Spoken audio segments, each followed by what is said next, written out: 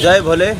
और हम पहुंच चुके हैं ओकारेश्वर। अब शुरू करने वाले हैं मंदाता परिक्रमा, जो पूरे ओकार पर्वत की परिक्रमा होती है। इस वक्त हम ओकारेश्वर के बस स्टैंड पर मौजूद हैं और यहाँ से परिक्रमा जहाँ से शुरू होती है वहाँ पर पहुँचेंगे। तो ये ओकारेश्वर का पुराना बस स्टैंड है। 12 ज्योतिर्लिंग में चौथे नंबर पर है ओंकारेश्वर ज्योतिर्लिंग, जो नर्मदा नदी के किनारे स्थित है ओकार पर्वत पर, और जिसकी की जाती है परिक्रमा। इसे मंदाता पर्वत भी कहते हैं। अभी हम पुराने पुल से आ चुके हैं और अब इस तरह हाथ पे जो रास्ता है वो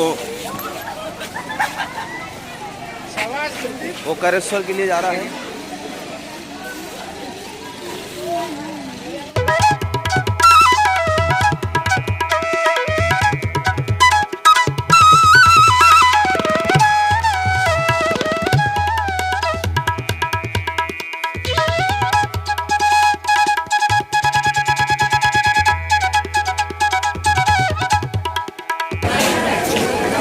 और यहाँ से परिक्रमा पथ शुरू हो जाता है। उधर नर्मदा घाट, इस ओकारेश्वर का मंदिर, और ये हमारा परिक्रमा पथ है। यहाँ से परिक्रमा की शुरुआत होती है। तो ये आदि गुरु शंकराचार्य की जो अभी प्रतिमा बनी है, वहाँ पर सीधा ये रास्ता जाने का है। जहाँ पर अगर कोई परिक्रमा नहीं करना चाहे तो वो सीधा इस रास्ते से सीधे वहाँ पर पहुँच सकता है, क्योंकि परिक्रमा के द्वारा वो जाने पर उसको कम से कम 6-7 किलोमीटर दूर रहेगा। तो वो यहाँ से भी वो इस रास्ते को पूरा कर सकता है। तो यह हमारी एक्चुअल परिक्रमा यहाँ से अब शुरू हो चुकी है, जहाँ दिखाई दे रहा होगा परिक्रमा मार्ग। और अब हमारी परिक्रमा का यहाँ पर ओकार मठ के सामने से शुरुआत हुई है।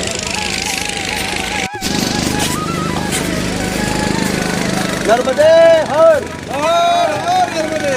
तो हमारी परिक्रमा की शुरुआत हो चुकी है और जगह जगह पर आपको गीता जी के श्लोकों का वर्णन यहाँ पर पिलर पे दिया गया है, जिसको करके पढ़कर आप परिक्रमा पूरी करते हैं। ये परिक्रमा मार्ग, और सामने है ओकार मठ। ओकार मठ के सामने ये पहाड़ के नीचे रास्तों को खोद कर परिक्रमा मार्ग बनाया गया है। और ये परिक्रमा मार्ग पर कई जगह पर सीढ़ियों के द्वारा भी जाना है, और कहीं पर आपको रास्ते भी मिलेंगे सीधे।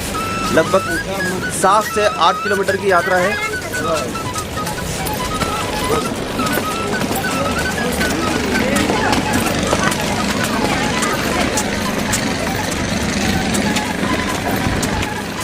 वो सामने नागर घाट है, जहाँ पर दर्शनार्थी और पूजा पाठ और स्नान ध्यान कर रहे हैं।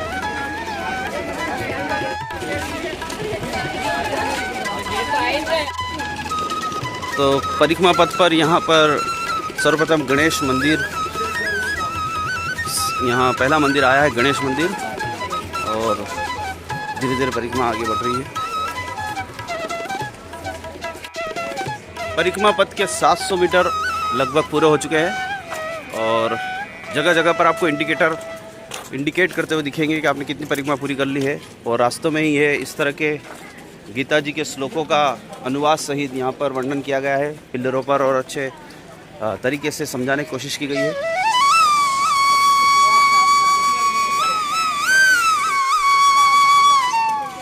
चलो।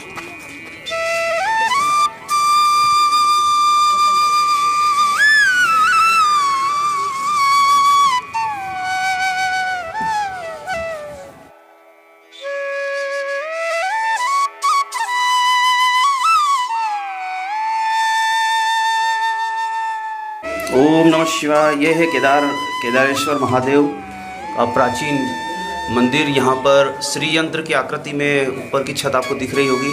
बहुत प्राचीन परमाणकालीन ये मंदिर है, और ये भोलेनाथ की प्रतिमा यहाँ पर।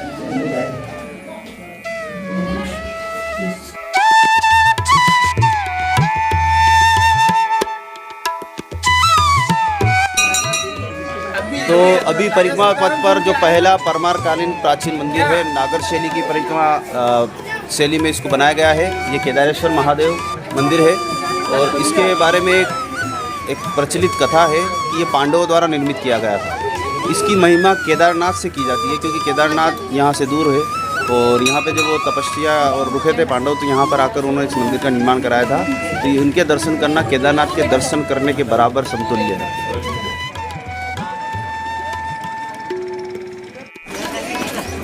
ओंकारेश्वर में नर्मदा नदी के किनारे कई आश्रम और बड़े बड़े मठ हैं, जिसमें से एक राम कृष्ण तपोवन आश्रम यहाँ पर नीचे बना हुआ है नर्मदा नदी के किनारे, जहाँ साधु संतों की तपस्थली भी रही है।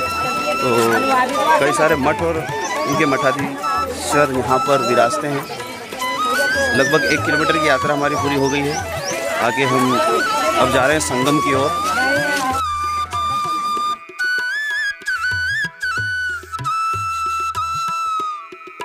तो अभी हम पहुंचने वाले हैं संगम घाट पर, और यहाँ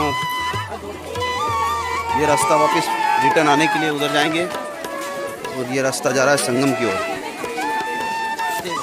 जगह जगह दुकानें बनी हुई है पूजा अर्चना की सामग्री की। चलना भाई।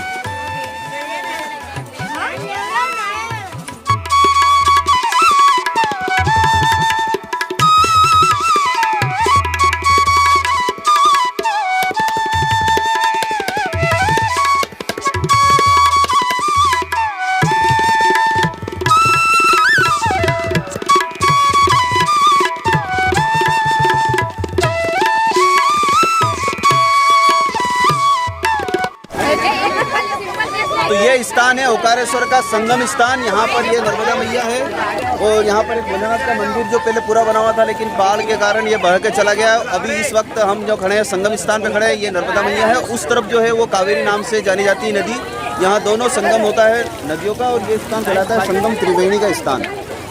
जब डैम नहीं था तब एक और नदी यहाँ से पीछे की ओर से आती थी, जो यहाँ पर नर्मदा में मिलती थी। अभी ये जो पानी है वो नर्मदा मैया का ही है, क्योंकि वो डैम से छोड़ा गया है, और ये मुख्य नदी है। और यहाँ आगे ओंकारेश्वर ज्योतिर्लिंग विराजित है, और ये स्थान संगम में दर्शनार्थियों की और पदयात्रियों की बहुत ज़्यादा यहाँ आज संख्या में मौजूदगी है, जो सभी मैया का आशीर्वाद लेने यहाँ पर मौजूद है।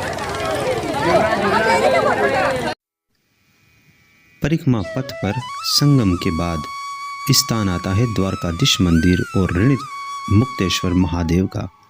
ऋण मुक्तेश्वर महादेव की कथा जो प्रचलित है, उसके अनुसार नर्मदा परिक्रमा के दौरान आप पर जो कर्ज चढ़ जाता है किसी भी प्रकार का, उसको चुकाने के लिए, उससे मुक्त होने के लिए ऋण मुक्तेश्वर में चने की दाल भोलेनाथ को अर्पित की जाती है, और राह में किए जितने भी कार्य हैं जो कर्ज के रूप में आपके ऊपर चढ़ गए हैं, उससे मुक्त होने के लिए यहाँ पर पूजा अर्चना करने पदयात्री आते हैं।